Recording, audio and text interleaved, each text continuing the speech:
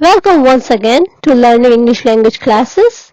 In this lesson 6, we will continue learning about parts of speech and we will learn about pronouns.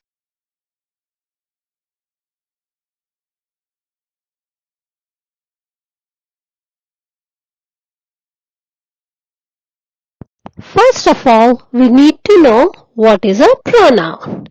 A word that is used in place of a noun is called a pronoun. Pronouns are used to avoid repetition of nouns, thus making speech more elegant. Just so we don't say the same word again and again, we use a pronoun. For example, Mrs. Murthy is an engineer. Mrs. Murthy is very hardworking and generous. The management expects Mrs. Murthy to bring honesty and efficiency in the entire workforce. This seems quite awkward. So we can say it like, Mrs. Murthy is an engineer. She is very hardworking and generous. The management expects her to bring honesty and efficiency in the entire workforce. In this, now she and her are pronouns and both stand for Mrs. Murthy. Now let's discuss kinds of pronouns. There are 9 kinds of pronoun. The first one is personal pronoun. A personal pronoun, as the name suggests, it stands for a person or a thing. Based on the role played by them, a personal pronoun is divided into 3 categories. The first person, the second person, the third person. So what is a first person? The word like I, me, my, mine, we, us, our, ours are called the first person. What is the second person? You, your, yours.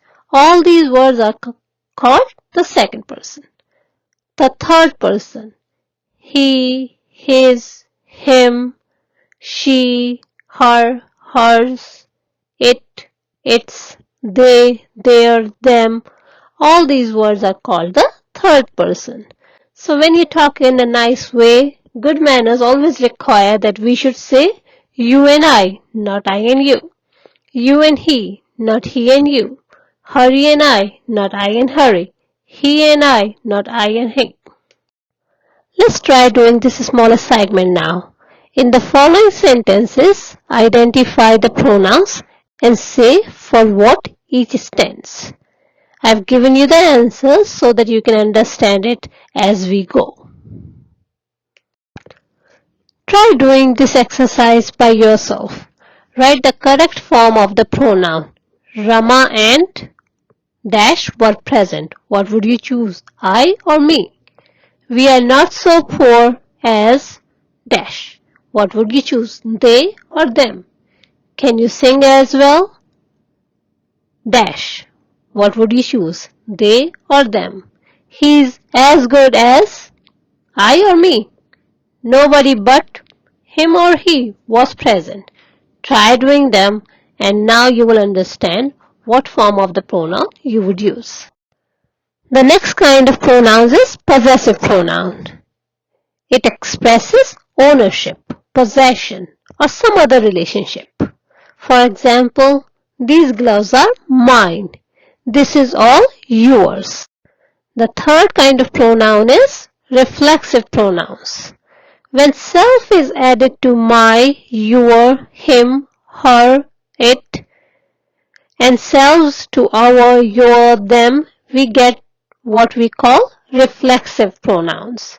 Like, I hurt myself. He hurt himself. You will hurt yourselves. They hurt themselves. The fourth one is emphatic pronouns. Here the compound words are used for the sake of emphasis. I will do it myself. You yourself can best explain. The town itself is not very large.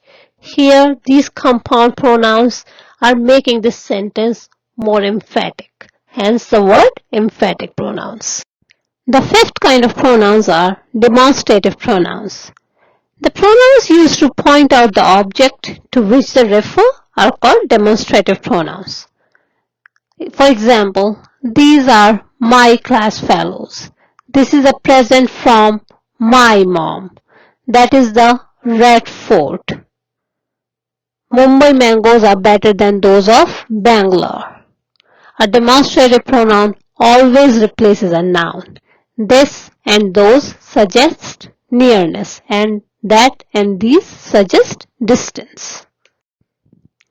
Now let's discuss distributive and reciprocal pronouns. Distributive pronouns refer to persons one at a time. Each of the boys gets a prize. Neither of the accusations is true. Either of you can go. So these are the distributive pronouns and they are referring to person one at a time.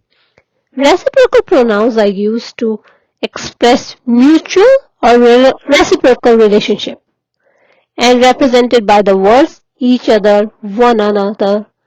The brothers quarreled with each other. They all gave evidences against one another. These are reciprocal pronouns.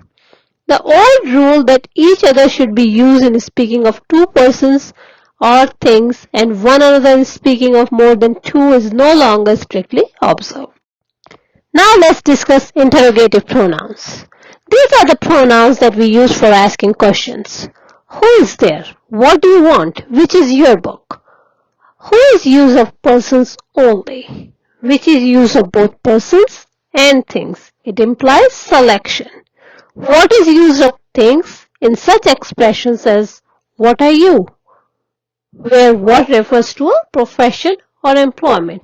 What are you? A doctor, engineer. So it has to refer to a profession. The eighth kind of pronouns are indefinite pronouns. These refer to persons or things in a general way, but they do not refer to any particular person or thing. They are therefore called indefinite pronouns.